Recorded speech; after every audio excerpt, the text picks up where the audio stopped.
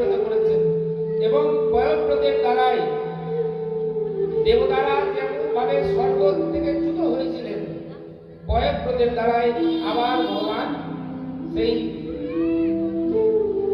বামন রূপে অবতীর্ণ হয়ে বলিকে হরণ করলেন এবং 3 পদের দ্বারাই সমস্ত ভূলোক, স্বর্গলোক এবং শেষ পা ভগবানের বলির মাথার উপর রাখলেন।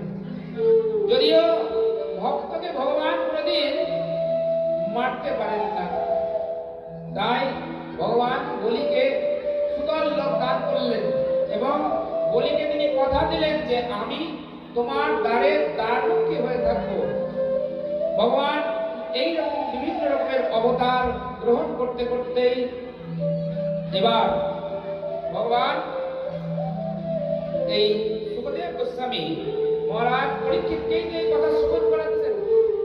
পরীক্ষিত মহারাজকে জিজ্ঞাসা করছেন, পরীক্ষিত, এই যে ভগবানের কথা আজকে 4 দিন হয়ে গেছে তোমাকে শ্রবণ করাচ্ছি, তোমার সমস্ত ভয় দূর তো হয়ে গেছে না? ভগবান শ্রী হরির চরণে তোমার মন তো লেগে গেছে? পরীক্ষিত মহারাজ বলছেন, মহারাজ এখন পর্যন্ত আপনি যা যা আমাকে শুনিয়েছেন সেখানে ভগবানের কথাই আপনি শুনিয়েছিলেন, কিন্তু যে কথা আমি শুনতে বসেছি তার কথা তো এখন পর্যন্ত আপনি আমাকে বলেননি। বলে যে কথার জন্য, যে কথা পান করার জন্য আমি বসেছি, কোন বিয়ে বাড়িতে আপনি খেতে গেছেন? প্রথমে ডাল ভাজা সব পরিবেশন চলছে, তা আমরা বিয়ে বাড়িতে যাই, একটা বিশেষ জিনিসের প্রতি আমাদের চাহিদা থাকে, ওইটা আর দিতে আসছে, ওইটা কোথায়? আগে একাদশী মন্ত্রকে মন্থনের দ্বারাই আপনারা সকলেই জানেন যে অমৃত কুম্ভ মেলা চলছে এখন। এই কুম্ভ মেলার মধ্যে যে অমৃত কুম্ভটি উঠেছিল, অর্থাৎ অমৃতের যে কলস, সেটি ওই সমুদ্র মন্থনের সময় উঠেছিল। মন্দারাচল পর্বতকে মাঝখানে রেখে বাসুকি নাগকে দিয়ে সমুদ্র মন্থন করা হয়েছিল। আর এই সমুদ্র মন্থনের দ্বারাই উচ্চশ্রবা, ঘোড়া, হস্তি, অমৃত, কৌস্তবমণি এই সমস্ত উঠেছিল। আর ভগবান এই অমৃত যখন উঠল, দেবতাদের আর অসুরদেররা এক জায়গায় হয়ে এই সমুদ্র মন্থন করেছিলেন। তো দেবতাদের সঙ্গে অসুরদের কন্ডিশন হয়েছিল, যা যা আমরা পাবো আমরা সবাই আধা আধা ভাগ করবো। দেবতারা বললেন ঠিক আছে চলো, তোমরা আর আমরা তো সব একই বাবার ছেলে, মা 2টা, দিদি আর অদিতি, বলে চলো আমরা তো সব ভাই ভাই হই, আমরা একসঙ্গে সমুদ্র মন্থন করি। দেবতারাও জানতেন যে আমাদের দ্বারা একার দ্বারাই সমুদ্র মন্থন সম্ভব না। সমুদ্রের মধ্যে এই অমৃতের কুম্ভ উঠল, আর ভগবান সেই অমৃতের কুম্ভ যখন অসুররা পান করার জন্য ব্যতিব্যস্ত হয়ে উঠল, সেইখানে মোহিনী অবতারে ভগবান সেই সমুদ্রের এই অমৃতকে পরিবেশন করতে লাগলেন। মোহিনী অবতারে ভগবান নারী মূর্তি ধারণ করলেন। কালকে আমরা অবতারের কথা যখন শ্রবণ করেছিলাম, সেখানে আমরা মোহিনী অবতারকে প্রণাম করেছিলাম।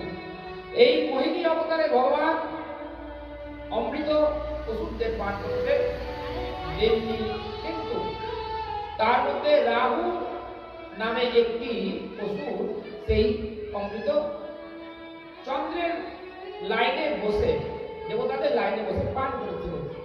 ভগবান সঙ্গে সঙ্গে সুদর্শন চক্রদায় তার মুন্ডচ্ছেদ করে দিয়েছিলেন। তাই রাহু আর কেতু 2টি গ্রহে পরিণত হয়। বলেন এইভাবে এই সমুদ্র মন্থনের কথা ভগবান ব্যাসদেবজি সুখদেব বর্ণনা করছেন। আর এই সমুদ্র মন্থনের পরে ভগবান ভোলেনাথ প্রথমেই সমুদ্রের মধ্যে থেকে যে বিষ উঠেছিল সেই বিষ অন্য কেউ নিতে পারবে না। ভগবান ভোলেনাথকে সবাই দেবতারা যে বললেন যে দেখো ভোলেনাথ, এই বিষ তো আর অন্য কারো ধারণ করার ক্ষমতা নাই, তুমি ধারণ করো। ভোলেনাথ তখন সেই বিষ কণ্ঠে ধারণ করলেন, আর এই বিষ কণ্ঠে ধারণ করলেন জন্য ভগবানের নাম হলো নীলকণ্ঠ। নমো নীলকণ্ঠায় শ্বেত শরীরায় নমো सर्पमाल अलंकृत भूषणाय नमो भुजंगपीडकाय नागयज्ञ उपवीताय नमो अनेक काल मृत्यु विनाशाय नमो जुग जुगांत काल प्रलय प्रचंड नमो जलन्मुखाय नमो द्रष्टाकरालाय घोर रूपाय नमो नमो ओम ओम फट स्वाहा ज्वाला मुख मंत्र करलाय नमो प्रचंडार्घ सहस्राय प्रचंडाय नमो नमः। এই মন্ত্রে সুখদেব গোস্বামী ভগবান শ্রী ভোলেনাথকে প্রণাম করলেন, আর সমুদ্র মন্থনে যে ভগবান যে সেই মোহিনী অবতার হয়েছিলেন, ভোলেনাথ তো সেই বিষ পান করে সেই অবতারকে দেখতে পারলেন না। হিমালয়ের উচ্চ স্থানে যে শীতল পর্বতের উপরে বসে তিনি তার সেই কণ্ঠের জ্বালাকে শান্ত করছিলেন। বদ্রীনাথের রাস্তায় হরিদ্বার থেকে অল্প উপরে গেলে নীলকণ্ঠ মহাদেব আছেন, সেখানে বসে ভোলেনাথ তার সেই কণ্ঠের জ্বালা শান্ত করেছেন। बोल नीलकंठ भगवान की जय।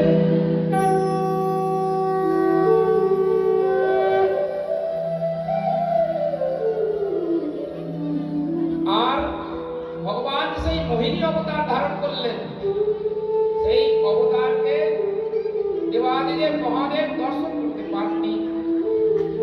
পরে যখন দেখলেন যে ভগবানের এমন একটি মূর্তি ধারণ করেছিলেন, ভগবান এত সুন্দর যে জগতের যত সৌন্দর্য আছে, যত নারী মূর্তি আছে, দেবলোকের যত সুন্দরীরা আছে, উর্বশী রম্ভাদি, তাদের থেকেও সুন্দর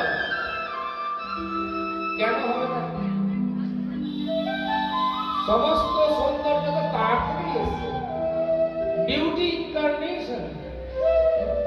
সমস্ত সৌন্দর্য যার থেকে এসছে, তার থেকে আর সুন্দর এই জগতের মধ্যে কে থাকতে পারে?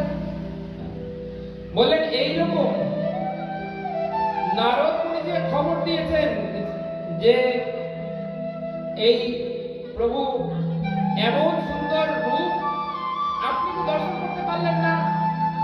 দেবাদিদেব মহাদেব তখন সেই ভগবানের কাছে প্রার্থনা করে যে প্রভু আপনার সেই রূপ আমি একবার দেখতে চাই। ভগবান বললেন, ভোলেনাথ তুমি আমার সেই রূপ আর দর্শন করার জন্য মনের মধ্যে ইচ্ছা প্রকাশ করো না। কেন না? তুমি হচ্ছ দিগম্বর, পরম বৈষ্ণব বৈরাগী, পরম বৈষ্ণব, বৈষ্ণবানাম যথা শম্ভু, বৈষ্ণবদের শিরোমণি তুমি। অতএব শোনো, তুমি এই রূপ কোনোভাবেই দর্শন করবে না। শ্রী বেদব্যাসজি বলছেন, বৃষধ্বজ নিশম্যদার সিন্ধু রূপ দয়াবান মোহইত্যাসুরাগণা হরি সোমপয়া সর্বসামপি ভবানাং তমাত্মা হেতুরীশ্বরঃ অদ্যান্তবস্য যদ্ধ্যানং দেহং বন্দে যতো বায়স্য নৈতানি তৎসত্যম ব্রহ্মচিৎ ভবান। বলেন এইরকম কিন্তু ভগবান শ্রী হরির এই অদ্ভুত সুন্দর রূপ মহাদেব দর্শন করতে চাইলেন। ভগবান আবার শ্রী হরির সেই অদ্ভুত মোহিনী রূপে দেবাদিদেব মহাদেবকে আবার দর্শন দিলেন। দেখেই তো মহাদেব একদম কাম ভাব উৎপন্ন হয়েছে মহাদেবের। ভগবান সঙ্গে সঙ্গেই তার রূপ সম্বরণ করলেন। দেখলেন মহাদেব আমার এই মোহিনী রূপ এত সুন্দর যে মহাদেব মা পার্বতীকে একটু দূরে বসিয়ে রাখেন, কোনদিন দেখবেন না কোন শিবের মন্দিরে যে ভোলেনাথ মা পার্বতীর গায়ে হাত দিয়ে এর উপরে বসে লক্ষ্মীকে দেখতে পাবেন, রামচন্দ্র সীতা মা পাশাপাশি থাকবেন, রাধা কৃষ্ণ থাকবেন। তো ভোলেনাথ সবসময় মা পার্বতীকে একটু দূরেই রাখেন। কিন্তু সেই ভোলেনাথ পর্যন্ত নিজেকে ভগবানের ওই মূর্তি সংকলন করতে পারলেন না। বলেন এইরকম বিভিন্ন অবতারের বর্ণনা করতে করতে মহারাজ বলির প্রসঙ্গ উঠে এসেছে। বলি কিভাবে স্বর্গকে বিজয় করেছিলেন এবং ভগবান